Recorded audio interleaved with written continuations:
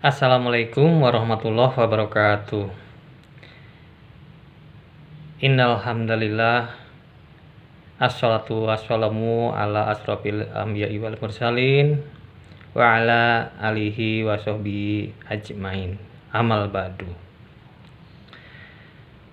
Puji dan syukur kita panjatkan kehadirat Allah Subhanahu wa taala karena berkat rahmat dan karunia-Nya kita dapat bersilaturahim walaupun hanya melalui media sosial.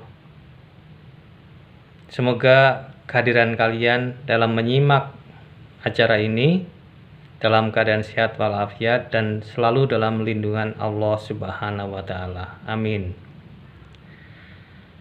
Salam serta salawat semoga selalu terlimpah curahkan kepada junjungan alam Nabi besar Muhammad sallallahu alaihi wasallam beserta keluarganya, sahabat-sahabatnya, para tabi'in dan tabi'atnya, dan termasuk kita semua selaku umat beliau dan tekun menjalani contoh-contoh yang telah beliau berikan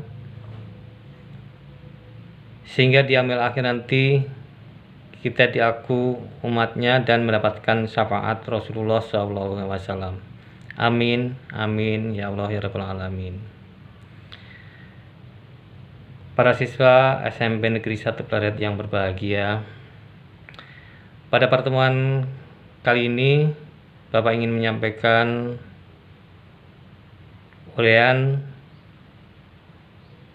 tentang implementasi pendidikan karakter dalam Islam. Sebagaimana telah kita ketahui bersama bahwa pendidikan karakter diberlakukan di seluruh Indonesia itu karena adanya keputusan Presiden nomor 87 tahun 2017. Oleh sebab itu, karena sampai saat ini Kepres tersebut masih berlaku, maka kita tetap harus melaksanakannya dengan sepenuh hati. Nah, di Kabupaten Purwakarta sendiri, pendidikan karakter diatur oleh Peraturan Bupati Purwakarta tahun 2015 nomor 69.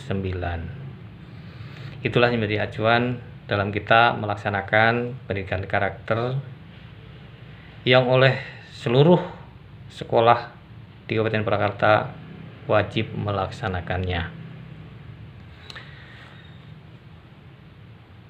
Apakah ada dasar hukum yang menyatakan bahwa pendidikan karakter wajib diterapkan bagi putra-putri kita di seluruh Indonesia?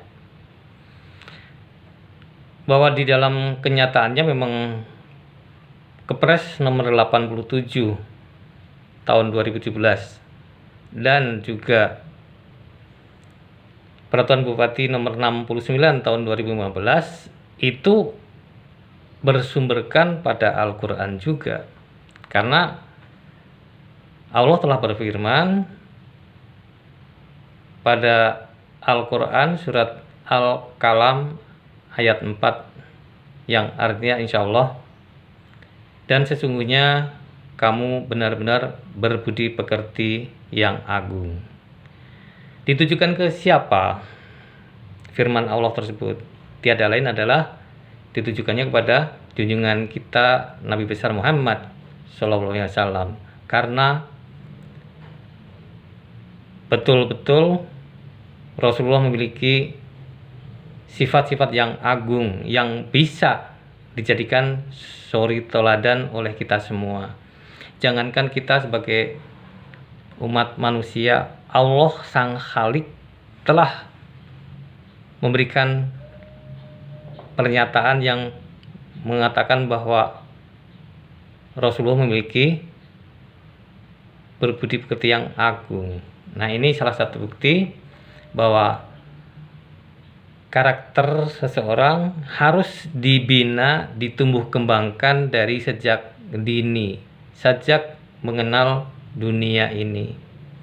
Nah, makanya tidak salah ketika putra-putri SMP Negeri 1 Pleret diwajibkan memiliki buku saku sebagai catatan tumbuh kembangnya karakter, disimbolkan dengan angka-angka atau poin-poin pada buku saku.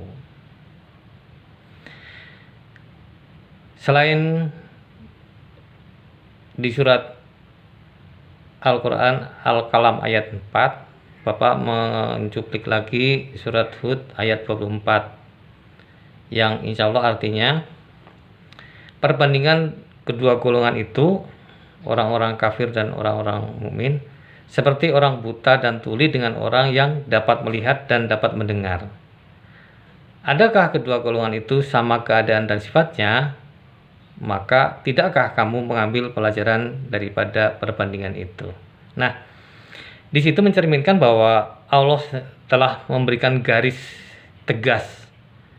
Ketika orang-orang kafir divisualisasikan sebagai orang yang buta dan tuli, artinya apa? Karena sifat-sifatnya yang punya telinga tapi tidak mau mendengar nasihat yang baik, tuntunan yang dicontohkan oleh Rasulullah.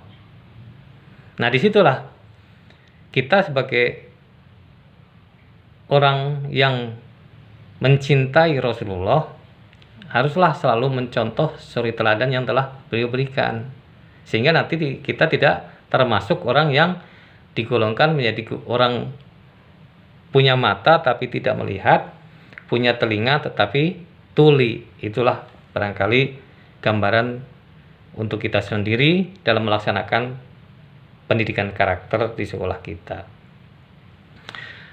Mungkin sampai saat ini ada beberapa siswa yang belum paham apa arti karakter. Kalau kalian sering mengucapkan berikan karakter, PPK, pendidikan penguatan karakter, tapi karakternya itu apa sih belum paham, saat ini kita sama-sama bahas, sehingga nanti kalian bisa lebih mengetahui lagi secara mendalam implementasi pendidikan karakter dalam kehidupan sehari-hari, terutama di bulan Ramadan maupun setelah nanti selesai Ramadan. Itu karakter diartikan sebagai sifat manusia yang tergantung dari faktor kehidupannya sendiri. Nah, sifat manusia tergantung dari faktor kehidupannya sendiri itu yang gimana, Pak? Maksudnya adalah ketika seseorang hidup di lingkungan yang islami, ya contohnya di lingkungan Kecamatan Pleret, insya Allah anak-anaknya menjadi soleh dan soleha. Karena apa? Ketika dia mengenal lingkungan sekitar, lingkungannya sudah agamis, lingkungannya sudah menjadi orang-orang yang taat beragama, menunaikan ibadah dengan tertib, menunaikan kewajiban-kewajibannya dengan baik, dan menghindari larangan dari Allah Subhanahu wa Ta'ala. Nah, anak yang baru mengenal dunia seperti itu, karena lingkungannya lingkungan agamis, dia akan terbawa juga menjadi kehidupan yang agamis. Dia tidak akan melakukan hal yang tidak pernah dia lihat, karena pada dasarnya yang dilakukan oleh anak-anak, terutama yang masih balita, itu karena apa?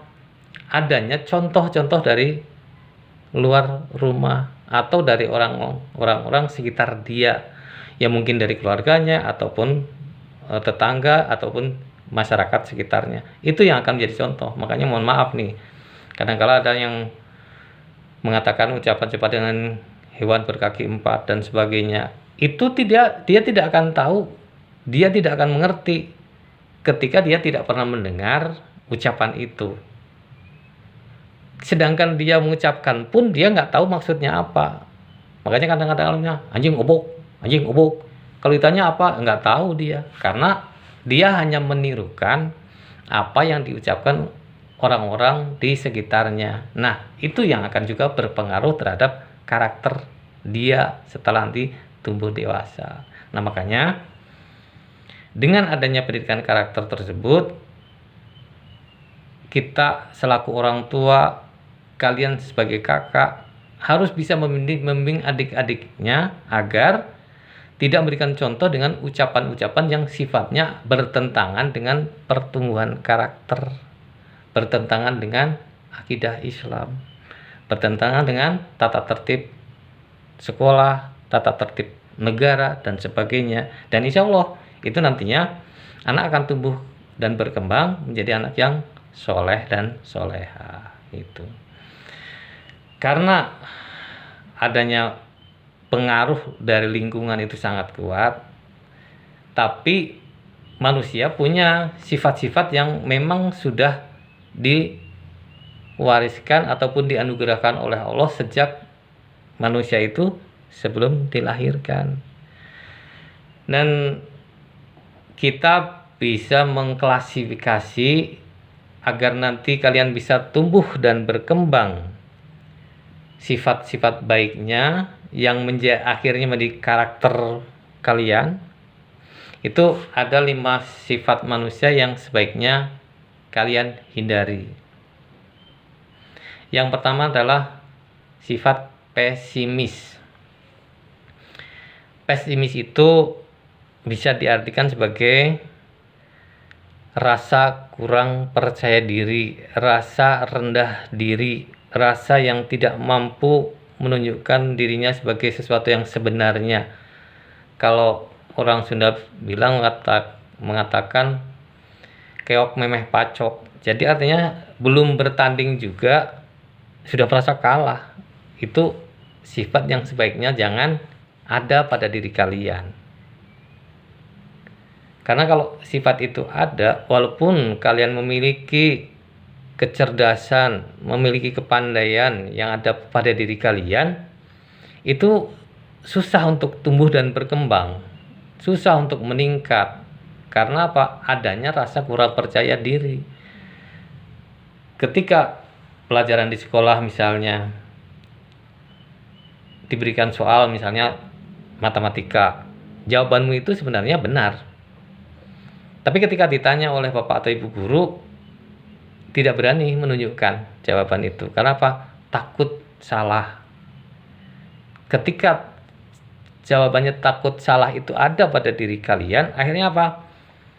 Kalian setelah diberitahu jawabannya itu dan kalian mungkin mengatakan, cek saya oke, bener tadi. Nah, itu yang ada seperti itu. Makanya kita coba hindarkanlah sifat pesimis itu pada diri kalian agar ilmu kecerdasan yang ada pada diri kalian dapat tumbuh berkembang mencapai titik optimal yang seharusnya. Itu sifat yang kedua yang seharusnya tidak dimiliki oleh seorang muslim adalah suka menunda-nunda.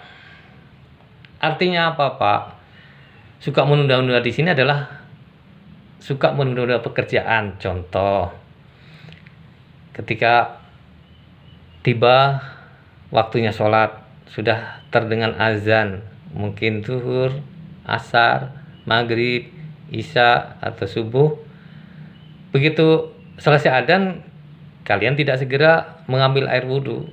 Itu termasuk yang disebut menunda-nunda. Gitu.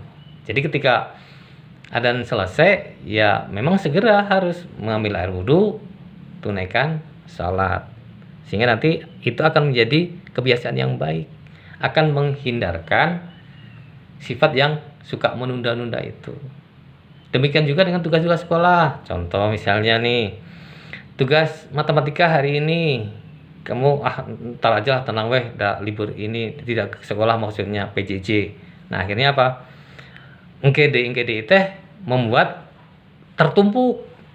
Akhirnya ketika pekerjaannya banyak menumpuk, kalian pusing. Ketika pusing, males pak, udah terbisa. Alasannya terbisa, weh, gitu kan. Ini yang kadang-kala menghambat kemajuan kalian, karena ada sifat yang disebut sifat menunda-nunda gitu.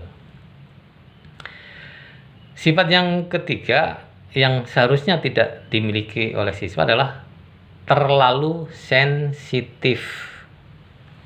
Apa sih Pak maksudnya? Terlalu sensitif itu bisa diartikan dengan mudah tersinggung, tekap aya omongan, terus kamu buat baut, ngambek dan sebagainya. Nah, belum tahu persoalannya tiba-tiba sudah ngambek. Ini yang seharusnya tidak dimiliki, karena kalau terlalu sensitif itu tidak baik. Sensitif boleh, tetapi terlalu sensitif sebaiknya tidak. Karena kalau terlalu sensitif itu biasanya akan mengkonstruksi sendiri pemikiran dan otakmu itu hal-hal yang kurang baik. Contohnya misalnya gini, kalian sedang berkumpul di depan kelas misalnya, terus ada temanmu jalan tapi sambil melihat pada kalian yang sedang duduk-duduk berkumpul itu. Nah, ketika ada anak yang punya sifat terlalu sensitif, pandangan dari temanmu yang lewat tadi dia salah artikan. Wah, ngaledek sih eta euy. Nah, ketika ada perasaan seperti itu, merasa diri kalian diledek, itu akhirnya apa? Membuat masalah yang seharusnya tidak terjadi masalah. Kalian mungkin akan buat isu pada kelompokmu, tadi si eta ledek ke orang, kumaha gitu melongkeun. Nah, padahal yang lewat benar-benar lewat, tidak ada ini keinginan untuk menghina, tidak ada keinginan untuk seolah ngeledek, tapi karena terlalu sensitif akhirnya apa? Dianggap ngeledek. Dan ini yang seharusnya tidak boleh, karena itu akan menjadi masalah yang baru, membuat kalian tambah ribet, muncul teman yang harusnya kita akrab menjadi renggang karena masalah-masalah yang tidak seharusnya terjadi. Itu. Yang keempat adalah menghakimi. Yang dimaksud menghakimi itu bukan Pak Hakim dan Pak Jaksa, bukan. Menghakimi di sini maksudnya adalah ketika kita sedang ngobrol, tiba-tiba kamu menjudge seseorang dengan mengatakan bahwa kamu yang salah, kamu harusnya begini, kamu tidak harus begitu, tapi belum tahu duduk persoalannya. Nah, seharusnya klarifikasi dulu, mencari tahu apa yang disebabkan sehingga mungkin ada masalah, sehingga kalian tidak harus menghakimi secara langsung. Kita diskusikan dulu, kita cari akar permasalahannya apa, sehingga nanti dapat dicarikan solusi yang terbaik, sehingga kalaupun ada pertikaiannya dapat didamaikan. Itu. Yang kelima adalah memikirkan sesuatu secara berlebihan. Misalnya seperti ini, yang disebut memikirkan sesuatu secara berlebihan adalah ketika kamu menghadapi ucapan orang, kemudian kamu menganggap bahwa ucapan itu ditujukan pada kamu, padahal ucapan itu tidak menyebutkan untuk siapa. Nah, dipikirkanlah, aduh saya salah apa ya, kok si eta ngomong kena gitu, lah saya mah asam terbuka masalah. Nah, berlebihan dalam memikirkan sesuatu tidak boleh. Sebaiknya yang perlu kita klarifikasi dulu. Kalau memang kamu penasaran terhadap pernyataan seseorang, ya sampaikan saja secara langsung agar nanti yang bersangkutan dapat menjelaskan kenapa bicara begitu dan ditujukannya kepada siapa gitu. Nah, itu adalah 5 sifat-sifat manusia yang seharusnya tidak dimiliki oleh umat Islam, sehingga nanti karakter yang diharapkan tumbuh dan berkembang dengan baik secara optimal. Nah, yang dipengaruhi adanya tadi sifat-sifat manusia yang membentuk karakter itu dapat digolongkan menjadi 4 jenis. Yang pertama, jenis kepribadian manusia itu disebut sanguinis. Sanguinis yang bagaimana, Pak? Ciri-cirinya begini. Di antaranya adalah jika seseorang itu berkepribadian sanguinis, dia akan mudah bergaul, supel dalam pergaulan, aktif, optimis, tapi sedikit cerewet, dan dia juga agak pelupa. Nah, itu adalah kepribadian yang digolongkan pada kepribadian sanguinis. Kalau kalian merasa dirinya, ya saya suka bergaul, saya juga aktif, saya juga punya rasa optimis, ya saya juga cerewet, ya saya juga pelupa. Nah, mungkin di antara kalian adalah termasuk golongan yang berkepribadian sanguinis. Kepribadian yang kedua adalah melankolis. Melankolis itu ciri-cirinya adalah dia taat pada aturan, jiwanya agak tertutup, teliti, rapih, tepat waktu, tapi agak mudah curiga. Nah, ini juga apakah ada pada diri kalian? Ya, mungkin kalian bisa merasakan sendiri. Apakah saya selalu taat aturan? Kalau taat aturan tentu saja memang seharusnya, gitu kan. Apakah jiwanya tertutup? Tertutup itu gini. Ketika ada permasalahan, tidak mudah curhat pada orang tua ataupun pada teman. Dia akan dipendam sendiri. Kalau ada masalah, paling-paling dia ya merenungkan oleh dirinya sendiri atau hulang-hulang, gitu kan. Nah, ini yang muncul dari kepribadian seseorang yang bersifat melankolis. Pakaiannya selalu rapi, teliti dalam segala tindakan, gitu kan. Tepat waktu, kalau ada janji dia akan menepati janjinya tersebut. Tapi mudah curiga. Curiga dalam artian apa? Ketika dia merasa terganggu, dia akan ada orang baru di lingkungannya, dia akan curiga, ini orang jahat atau enggak ya?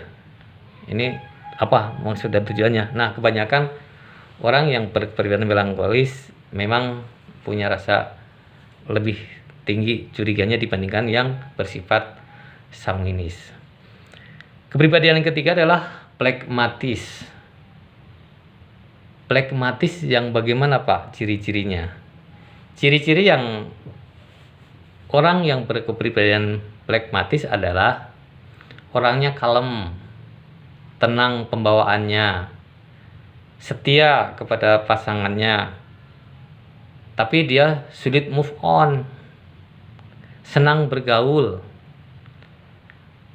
kemudian tidak punya ambisi, cenderung pasif. Jadi lawannya dari sanguinis. Jadi kalau yang plekmatis itu agak pasif, tapi dia orangnya biasanya berwibawa, kalem dan tenang, gitu kan. Artinya muncul kewibawaan itu karena apa? Dari ketenangan yang dari pembawaannya, gitu. Dan sifat yang keempat adalah koleris. Ciri-ciri orang yang berkepribadian koleris adalah cerdas, percaya diri, lebih senang menyendiri, kreatif, tapi agak keras kepala. Jadi orang yang koleris biasanya cerdas, tapi karena mungkin ada rasa percaya diri sehingga dia punya sifat yang agak disebut keras kepala, gitu kan. Tapi jelas punya prinsip karena mempertahankan apa yang dia telah jadikan pengetahuan, gitu. Nah, ini barangkali yang akan menjadi pedoman kalian nanti melaksanakan pendidikan karakter dalam kehidupan sehari-hari ini seperti apa. Jadi kalian bisa mengenali diri sendiri. Saya berkepribadian apakah sanguinis, melankolis, pragmatis, ataukah koleris. Tapi semua itu tidak akan berguna ketika kalian sendiri tidak menunaikan kewajibannya. Dalam pendidikan karakter yang dibutuhkan kan implementasi atau pelaksanaan dalam kehidupan sehari-hari di rumah. Karena kalian selama ini masih pembelajarannya jarak jauh, maka fokus kegiatan pembiasaannya pembacaan di rumah gitu. Nah, masih ada beberapa siswa yang suka menanyakan, Pak, untuk bisa mendapatkan poin buku sakit itu apa saja yang dikerjakan? Sebenarnya selain yang ada di buku saku kalian yang untuk penghargaan ada 50 butir poin atau 50 macam, yang hukuman atau pengurangan poin sebanyak 75 butir. Itu semuanya bisa dilaksanakan. Hanya disiasati sehingga pelaksanaannya sesuai, walaupun mungkin harusnya di sekolah, tapi kan kita karena di rumah melaksanakan juga di rumah gitu. Jadi antara pelaksanaan yang di pendidikan karakter secara nasional yang 5 pilar tersebut, yang pertama adalah religius, nasionalis, mandiri, gotong royong, dan integritas, itu harus tercermin dalam Perbub 69 tahun 2015 Peraturan Bupati Purwakarta tadi, yaitu yang diutamakannya adalah 7 poe Atikan Purwakarta Istimewa. Yang disebutkan Senin adalah Ajeg Nusantara, Selasa Mapag Buana, Rabu Maneh di Sunda, Kamis Nyanding Wawangi, Jumaah nyucikeun diri, Sabtu Minggu betah di imah. Nah, itu yang harus menjadi PR kalian dalam melaksanakan kehidupan sehari-hari sesuai dengan 7 poe Atikan Purwakarta Istimewa. Antara karakter religius itu akan klop dengan nyucikan diri di poe Jumaah. Nah, seperti yang kita bahas hari ini, itulah salah satu realisasi dari pendidikan karakter religius. Pada 7 poe Atikan Purwakarta Istimewa itu merupakan nyucikeun diri agar kalian selalu taat pada aturan agama Allah, yaitu agama Islam yang menjadi anutan kita, dan kita sendiri bisa menjalankannya dengan ikhlas, dengan sabar. Itu barangkali hal-hal yang penting yang akan nanti jadikan pedoman untuk kalian menjalankan pendidikan karakter selanjutnya. Kalian gak usah khawatir, karena pada dasarnya karakter manusia itu sudah ada, tinggal ditumbuh kembangkan. Jadi manusia itu sejak lahir sudah dianugerahkan karakternya sendiri. Tapi kalau tidak ditumbuh kembangkan, akhirnya tidak berkembang, tidak tumbuh. Makanya perlu kita melaksanakannya dengan sesungguh-sungguhnya, sehingga tumbuh kembangnya karakter mencapai optimalnya tergantung diri kalian. Dengan siapa? Dengan bimbingan orang tua serta bapak dan ibu guru. Barangkali itu yang bisa Bapak sampaikan. Mohon maaf bila mana terdapat tutur kata yang kurang pada tempatnya. Kita akhiri dengan billahi taufik wal hidayah. Assalamualaikum warahmatullahi wabarakatuh.